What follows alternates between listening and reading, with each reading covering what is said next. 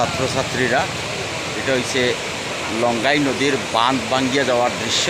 আমার বাড়ির একদম সন্নিকটে লঙ্গাই নদীর যে ব্রিজ আছে, ব্রিজের সামান্য উত্তর প্রান্তে কালকে বিকাল 5টার সময় এই ঘটনাটা ঘটছে।